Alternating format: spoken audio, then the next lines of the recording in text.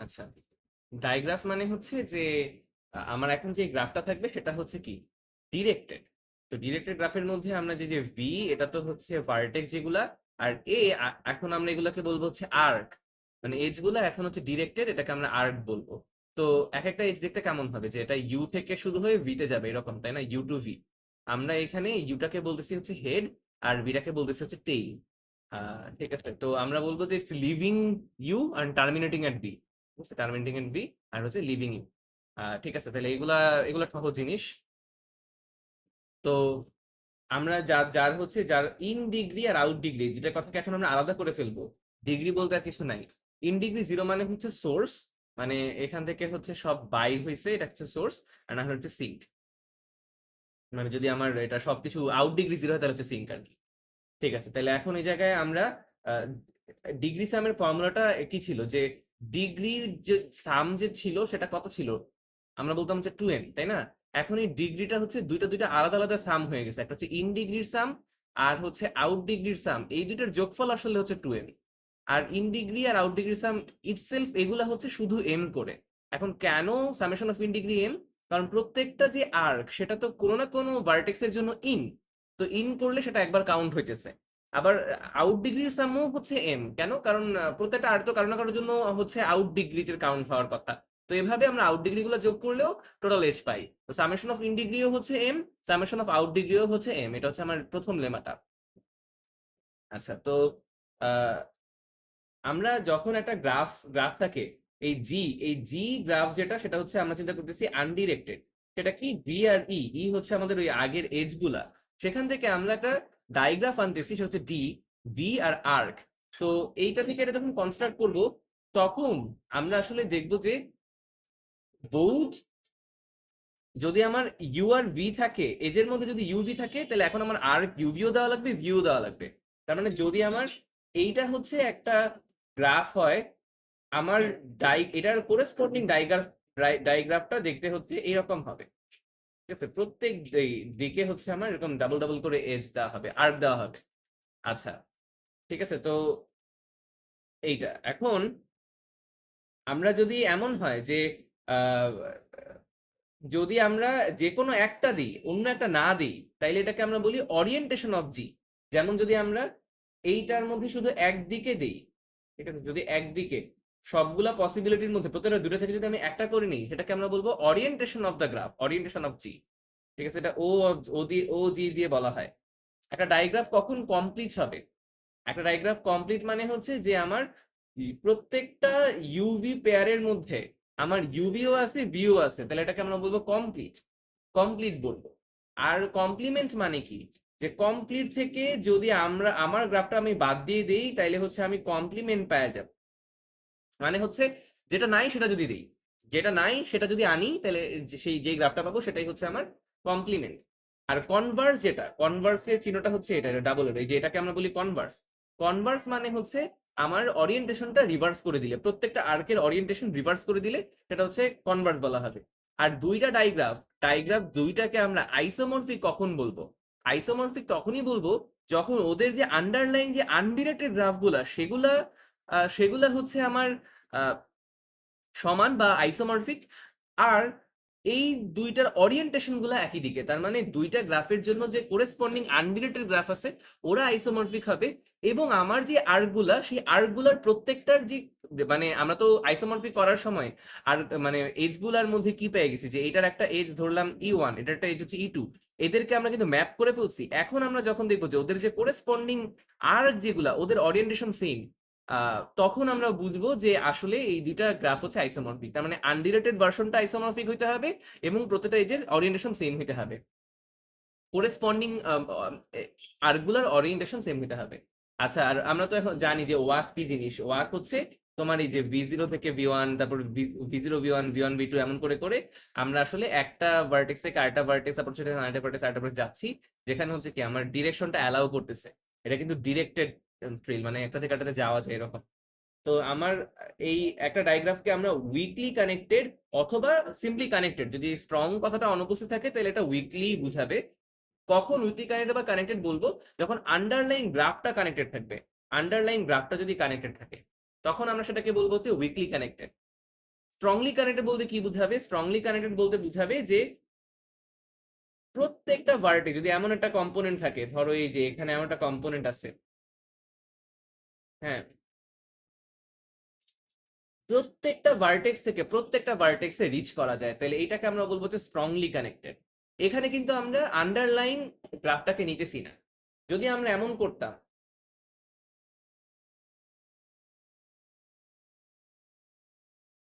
যদি এমন করতাম তাহলে চিন্তা করে দেখো, এই যে এই ভার্টেক্সটাতে কিন্তু অন্য কোনো ভার্টেক্সে রিচ করা যায় না, বাট এটার যে কোরেসপন্ডিং আনরিলেটেড গ্রাফ সেটা কিন্তু আবার স্ট্রংলি কানেক্টেড। তো আমরা এটাকে বলবো হচ্ছে উইকলি উইকলি কানেক্টেড, আর এটাকে বলবো হচ্ছে স্ট্রংলি কানেক্টেড। ঠিক আছে, আমরা স্ট্রংলি কানেক্টেড মানে হচ্ছে আনডিরেক্টেড না, ডিরেক্টেডটার মধ্যেই সবাই সবাইকে রিচ করতে পারে। আর উইকলি কানেক্টেড মানে হচ্ছে যে এটাকে আনডিরেক্টেড চিন্তা করলে তখন সবাই সবাইকে রিচ করতে পারে। আচ্ছা, তাইলে স্ট্রংলি কানেক্টেড কম্পোনেন্ট বলতে হচ্ছে এমন একটা কম্পোনেন্ট, এই যে এমন একটা কম্পোনেন্ট যেখান থেকে হচ্ছে এই স্ট্রংলি কানেক্টেড থাকবে, এবং প্রপার সাব সাব ডাইগ্রাফ যেটা মানে সাবগ্রাফ যেটা, ওইটা হচ্ছে আহ, মানে ওইটাকে আর আর ভাঙা যাবে না, ওটাকে হচ্ছে আর কোনো ছোট ছোট কম্পোনেন্ট করা যায় না, মানে মৌলিক মৌলিক সংখ্যার মতো আর কি। এটাকে আমরা বলবো স্ট্রংলি কানেক্টেড কম্পোনেন্ট। যেমন এই গ্রাফটা নিজে একটা স্ট্রংলি কানেক্টেড কম্পোনেন্ট। যদি আমার আবার এমন থাকতো, ঠিক আছে, তাহলে আমরা বলবো এটা একটা স্ট্রংলি কানেক্টেড কম্পোনেন্ট, এমন আলাদা ছোট ছোট টুকরা করতে পারতাম আর কি। বেসিক্যালি এরকম এটাই বোঝাচ্ছে যে ওইটাকে আমরা আহ, একটা স্ট্রংলি কানেক্টেড কম্পোনেন্ট বলবো। এখন আসি অয়লারিয়ান ডাইগ্রাফ। অয়লারিয়ান ডাইগ্রাফের আইডিয়াটা হচ্ছে যে আমার কাছে একটা ডাইগ্রাফ আছে ডি, এই ডাইগ্রাফটাকে আমরা অয়লারিয়ান বলবো যখন একটা ক্লোজ ট্রেইল থাকবে যেটা প্রত্যেকটা আর্ককে একবার করে ভিজিট করবে। এইটা অয়লারিয়ানের ভার্সেস হচ্ছে কি হ্যামিল্টনিয়ান। ঠিক আছে, হ্যামিল্টনিয়ান হচ্ছে প্রত্যেকটা ভার্টেক্সকে একবার করে ভিজিট করে, অয়লারিয়ান হচ্ছে প্রত্যেকটা আর্ককে একবার করে ভিজিট করে। তো আমরা এখানে বলতেছি ইফ এন্ড অনলি ইফ কখন অয়লারিয়ান হবে, যখন প্রত্যেকটা ভার্টেক্সের ইন ডিগ্রি আর আউট ডিগ্রি সমান সমান হবে। তো প্রত্যেকটা ভার্টেক্সের ধরো আমরা বললাম ইন ডিগ্রি হচ্ছে ডি, আবার তাহলে আউট ডিগ্রিও ডি হবে। তাহলে আমরা যদি এটার কোরেসপন্ডিং আনডিরেটেড গ্রাফটার কথা চিন্তা করি, তখন ডিগ্রি কত হবে? 2D হবে না? তো এটা আমাদের আরেকটা চ্যাপ্টারে ছিল, চ্যাপ্টার 3 তে ছিল এরকম একটা জিনিস যে ইভেন ডিগ্রি হইতে হবে। তো আমরা যখন একটা ডাইগ্রাফে চলে আসছি তখন বলবো যে ইন ডিগ্রি আর আউট ডিগ্রি সমান সমান হইতে হবে। তো এইটা অলারিয়ান কিভাবে আমরা বলতেছি যে আমার ইফ এন্ড অনলি ইফ তো বলতেছে, তাহলে আমরা প্রথমে এমন প্রমাণ করি যে অয়লারিয়ান হইলে হচ্ছে এইটা হয়। তো আমরা প্রথমে ধরে নিতেছি গ্রাফটা হচ্ছে অয়লারিয়ান। তাহলে অয়লারিয়ান যদি হয় তাহলে এটা কি একটা অয়লারিয়ান সার্কিট আছে বা ওই যে ক্লোজ ট্রেইলটা আছে, তাইলে প্রত্যেকটা আর্ককে সে হচ্ছে একবার করে করে গেছে। আহ, এখন তাইলে আমরা কি বুঝবো যে প্রত্যেকটা আর্কে যদি আমার একবার করে করে ভিজিট করে যায়, তাহলে নিশ্চয়ই আমার একটা জায়গা থেকে এরকম যদি বের হয় আবার অনেক ঘুরে টুরে কি আমার এক জায়গায় আসবে না? প্রত্যেকটা থেকেই তো আমার হচ্ছে আসলে প্রত্যেকটা এজকে যদি আমরা প্রত্যেকটা আর্কে যদি আমরা ভিজিট করতে চাই, তার মানে প্রত্যেকটা ভার্টেক্সকে তো আমার হচ্ছে একবার ঢুকতে হবে, বের হইতে হবে। তাহলে আমরা যদি একদম চিন্তা করি প্রত্যেকটা ভার্টেক্সের জন্য আমার একটা জায়গায় ইন হয়েছে একটা জায়গায় আউট হয়েছে, বা যতগুলো জায়গায় ইন হবে যতগুলো জায়গায় আউট হবে, তাই না? তাইলে ইনিশিয়াল ভার্টেক্সে আবার শেষ হইছে, তাহলে ওইটার সেন্সে ইনিশিয়াল ভার্টেক্সে কিন্তু কতটা মিলবে। তাইলে এই জায়গায় আমরা আসলে দেখব যে start vertex U and the end vertex by incident towards U, that for every vertex in degree আর আউট ডিগ্রি হচ্ছে মিলবে। কারণ আমরা তো দেখতে পারতেছি যে প্রত্যেকটা ভার্টেক্সকে আমার কিন্তু একবার হচ্ছে মানে পাস দেওয়া লাগতেছে। তাইলে আমার মানে প্রত্যেকটা ভার্টেক্সকে পাস দেওয়া লাগতেছে না, ভার্টেক্সের মধ্যে আমরা তো ওখানে থেমে যাচ্ছি না, তাই না? তাহলে প্রত্যেকটা আর্ক আমার ট্রাভার্স করা লাগতেছে। এই কারণে আমার ইন ডিগ্রি আউট ডিগ্রি হচ্ছে সমান সমান হবে। আর আম, যদি উল্টাটা আমরা ধরি, যে উল্টাটা যে আমার ইন ডিগ্রি আর আউট ডিগ্রি হচ্ছে মিলছে, ইন ডিগ্রি আর আউট ডিগ্রি মিলে গেছে, এখন আমার প্রুফ করতে হবে যে এইখান থেকে আমার অয়লারিয়ান প্রুফ করতে হবে। উল্টা প্রুফটা হচ্ছে বাই কনস্ট্রাকশন। বাই কনস্ট্রাকশন আমরা একটা অয়লারিয়ান সার্কিট বানায় দেখাবো। তো অয়লারিয়ান সার্কিটটা কিভাবে বানায় দেখাবো? আমরা এই অয়লারিয়ান সার্কিটটা বানায় দেখার জন্য যেটা করব যে একটা কনস্ট্রাকটিভ প্রুফ আছে, যেটা ওই যে 3.2.1 ওই যে আনডিরেটেড গ্রাফে যেখানে বলা হয়েছিল যে ইভেন যদি আমার প্রত্যেকটার জন্য ইভেন ডিগ্রি যদি হয়, প্রত্যেকটা ডিগ্রি যদি ইভেন নাম্বার হয়, তখন যে আমরা এটাকে কনস্ট্রাক্ট করতে পারি, ওইটা দিয়ে হচ্ছে আমার এখানে প্রুফটা দেখাইতে হবে। তো এই কনস্ট্রাকশনটা কিভাবে কাজ করে, যে আমরা প্রথমে এজ ট্রাভার্স করতে করতে করতে করতে করতে করতে যায়, যদি আমরা জায়গায় আবার মিট করে থেমে যাই, তাহলে এবার দেখবো যে কোনো কোনো এজ হয়তো আমার এখনো যাওয়া হয় নাই, তো আবার আরেকটা জায়গা থেকে এরকম এজ, এজগুলো ডিলিট করে দিব আর কি। তারপর এবার এদের মধ্যে দিয়ে দিয়ে দিয়ে দিয়ে যাবো, তাহলে এরকম হইলো। তাহলে আসলে দেখবো যে আমার এরকম ভাবে যতগুলা এরকম পাথ হবে, সবগুলা পাথকে এখন আমরা মিলায় একটা কম্বাইনই বানাইতে পারবো আর কি। তো এটা আমাদের ওই যে ডিসক্রিট ম্যাথে মনে হয় এরকম একটা প্রুফ ছিল। তো আমরা কনস্ট্রাকশনের মাধ্যমে দেখাতে পারবো যে ইন ডিগ্রি এবং আউট ডিগ্রি যদি সমান সমান হয় তাহলে অলারিয়ান সার্কিট আছে। এটা ওই 3.2.1 এ আরো বিস্তারিত আলোচনা করা হয়েছে। হ্যামিল্টনিয়ান ডায়াগ্রাফটা কি? এটা হচ্ছে অলারিয়ানের উল্টা। হ্যামিল্টনিয়ানের মধ্যে আমরা বলবো যে প্রত্যেকটা ভার্টেক্সকে আমার একবার করে ভিজিট করতে হবে, অনেকটা হচ্ছে ট্রাভেলিং সেলস পার্সনের মতো আর কি। তো এখানে হচ্ছে আমার একটা সাফিসিয়েন্ট কন্ডিশন দেখানো হয়েছে, মানে এই জিনিসটা যদি হয় তখন আমার কি হবে, একটা ওই যে হ্যামিল্টনিয়ান, এই গ্রাফটাকে আমরা হ্যামিল্টনিয়ান বলবো। তো এইটা একটা সাফিসিয়েন্ট কন্ডিশন। এই কন্ডিশনটা কি বলতেছে, যদি আমার একটা স্ট্রংলি কানেক্টেড ডাইগ্রাফ থাকে, একটা স্ট্রংলি কানেক্টেড ডাইগ্রাফের জন্য হ্যামিল্টনিয়ান হবে যদি আমার দুইটা আনরিলেটেড, নন অ্যাডজেসেন্ট, আনরিলেটেড বা নন অ্যাডজেসেন্ট ভার্টেক্সের ডিগ্রি সাম 2n-1 এর চেয়ে বড় হয়, যেখানে n হচ্ছে কি কতগুলা আমার ভার্টেক্স আছে। ধরে নেওয়া যাক যে আমার কাছে ভার্টেক্স আছে হচ্ছে 10টা, এর মধ্যে আমরা এমন পাইলাম দুইটা নন অ্যাডজেসেন্ট পাইলাম ইউ আর ভি। আসলে প্রত্যেকটা নন অ্যাডজেসেন্ট পেয়ারের জন্যই হইতে হবে। এবং আমি দেখলাম যে ইউ এর জন্য আমার ডিগ্রি আসে, ডিগ্রি অফ ইউ ধরো আসে হচ্ছে 7, আর ডিগ্রি অফ ভি, যেটা ডিগ্রি অফ ভি আসে ধরো 8। তাহলে এই দুটোকে যোগ করলে আমার কত হয়? 15 হয়, তাই না? তাহলে 15 যদি হয়, আমার 2n-1 কত? 2n-1 হচ্ছে কত? 19। তাহলে আমার যে 15টা, এটা তো 19-এর চেয়ে বড় হয় নাই, তাই না? তাইলে আমার এই সাফিসিয়েন্ট কন্ডিশনটা খাটতেছে না। তাহলে এরকম না হইলে যে আমি বলতে পারবো হ্যামিল্টনিয়ান না, তেমন তেমন যদিও না, মানে এই স্টেটমেন্টের ইনভার্স সত্য, সত্য না। মানে এটা একটা সাফিসিয়েন্ট কন্ডিশন যদি আমরা প্রত্যেকটা পেয়ারের জন্য দেখতাম যে 19-এর চেয়ে বড়, ডিগ্রি সাম 19-এর চেয়ে বড়, প্রত্যেকটা নন অ্যাডজেসেন্ট ভার্টিসেস এর জন্য যদি দেখতাম 19-এর চেয়ে বড়, তখন বা সমান, 19-এর চেয়ে বড় বা সমান, তখন আমরা বলতে পারতাম যে এই গ্রাফটা হচ্ছে হ্যামিল্টনিয়ান। আচ্ছা, এবার ডায়াগ্রাফার টুর্নামেন্ট। টুর্নামেন্ট কি? টুর্নামেন্ট হচ্ছে যে আমার টুর্নামেন্ট বলতে হচ্ছে, ধরলাম আমার একটা প্লেয়ার আছে ইউ, একটা প্লেয়ার আছে ভি, একটা প্লেয়ার আছে ডাব্লিউ, আর একটা প্লেয়ার আছে ধরলাম বললাম হচ্ছে এক্স। এই প্রত্যেকটা প্লেয়ার প্রত্যেকটা প্লেয়ারের সাথে একটা ম্যাচ খেলবে। তো আমরা সবাই যে সবার সাথে ম্যাচ খেলবে যেহেতু, এবং আমরা হচ্ছে একটু ছোট করে দিই, ইউ ভি এরকম ভাবে আমার 4টা প্লেয়ার আছে। এই 4টা প্লেয়ার আমি নাম্বার দিই 1 2 3 4, 4টা প্লেয়ার 4টা প্লেয়ারের সাথে ম্যাচ খেলবে।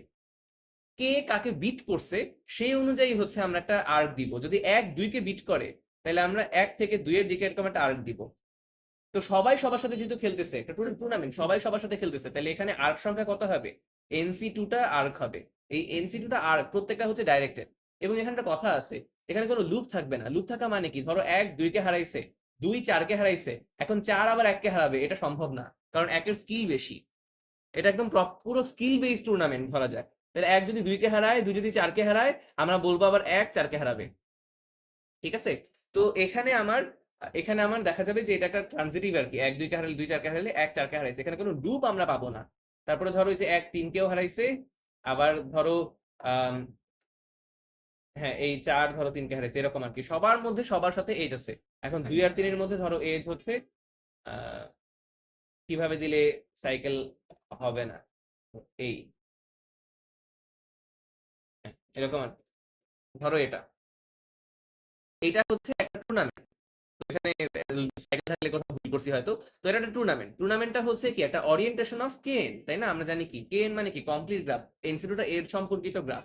তো ওইটার একটা অরিয়েন্টেশন আমরা এখানে পাবো, এবং একটা লুপ ছাড়া অরিয়েন্টেশন, একটা লুপলেস অরিয়েন্টেশন অফ কেএন, এটাকে আমরা বলি টুর্নামেন্ট। তাহলে এখন প্রত্যেকটা টুর্নামেন্টের মধ্যে একটা হ্যামিল্টনিয়ান পাথ আছে। এটা আমরা কনস্ট্রাকশনের মাধ্যমে কনস্ট্রাকশন ইন্ডাকশন মিলায় একটা জিনিস আর কি দেখাবো। তো কিভাবে আর কি, এটা আমরা চিন্তা করবো যে যদি আমার কাছে n ইকুয়াল টু 1 এর টুর্নামেন্ট কি, n ইকুয়াল টু 1 এর জন্য আমার কে ওয়ান এর অরিয়েন্টেশন কি? এইটাই। তাহলে এটার মধ্যে কি আমার হ্যামিল্টনিয়ান সাইকেল তো আছেই, এটা নিজেই। তারপর n ইকুয়াল টু 2 মানে কি? আমার কে টুর জন্য অরিয়েন্টেশন দুইটা হইতে পারে, এইটা হইতে পারে অথবা এইটা হইতে পারে। তো এইটারও তো আমার Hamiltonian path obvious. n equal to যদি 3 নেই, তাহলে আমার কি কে থ্রি এর জন্য অরিয়েন্টেশন আমরা কি কি পাবো? এই যে এইটা, তারপরে এইটা, তারপরে এখন লুপ যাতে না হয় তাই কি এইটা, এরকম এক ধরনের অরিয়েন্টেশন আমরা আসলে পাবো। বাকি সবগুলো ইকুয়ালি হবে আর কি। তো আমরা এইটার মধ্যেই দেখবো যে এটার এটার মধ্যে যে আমার হ্যামিল্টনিয়ান পাথ, যেটা এই হ্যামিল্টনিয়ান পাথ পাওয়ার জন্য এই যে এখান থেকে এই যাব, তারপরে এই যাব, শেষ, তিনটাই ভিজিট হয়ে গেছে। আমার কিন্তু প্রত্যেকটা আর্কে ভিজিট করা লাগবে না। তাহলে আমার যেহেতু n ইকুয়াল টু 3 পর্যন্ত ট্রিভিয়াল, আমরা n এর মান 4 অথবা তার চেয়ে বেশিটার জন্য দেখতে চাই।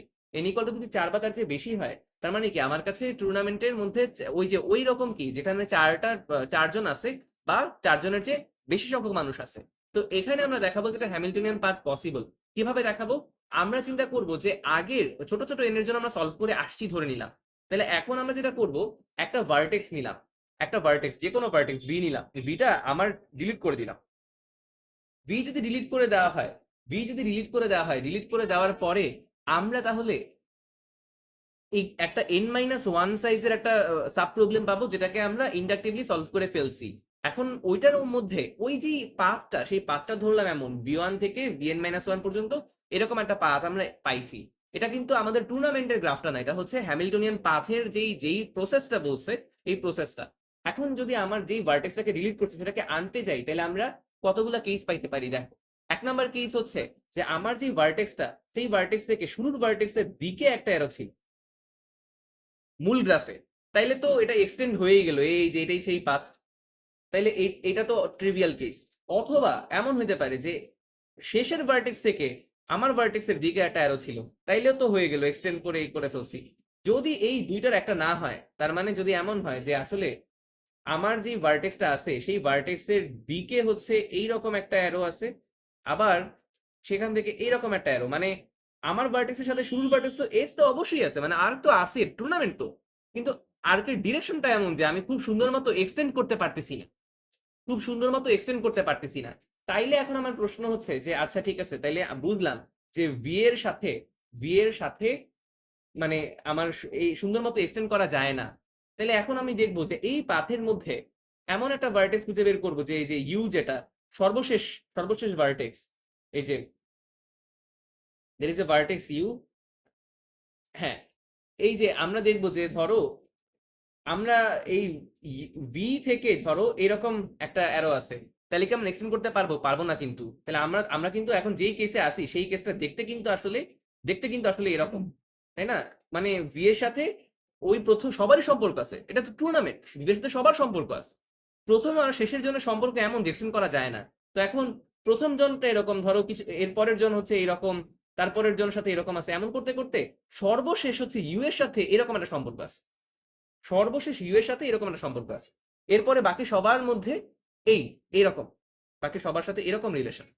তাইলে আমরা যেটা করব যে এই ইউ পর্যন্ত হাঁটবো, তারপরে এইভাবে গিয়ে সলভ করে ফেলবো, তারপরে এইভাবে গিয়ে সলভ করবো, মানে সর্বশেষ ইউ পর্যন্ত। এখন আমি কিভাবে বুঝলাম যে এমনটা সর্বশেষ থাকবেই? কারণ প্রথম কথা, ভি1 হচ্ছে, এমন যদি না হয় তাহলে ভি1ই হচ্ছে আমার সেই ভার্টেক্সটা। আর যদি আমার এই ডাব্লিউ সবসময় পাওয়া যাবে, কারণ এই যে vn-1 হচ্ছে সেটার লাস্টটা আর কি, মানে থাকবে, ইউ এবং ডাব্লিউ এক্সিস্ট করে। ঠিক আছে, তাইলে আমরা এটা দিয়ে হচ্ছে দেখাইলাম যে প্রত্যেকটা টুর্নামেন্টের হচ্ছে হ্যামিল্টনিয়ান পাথ আছে।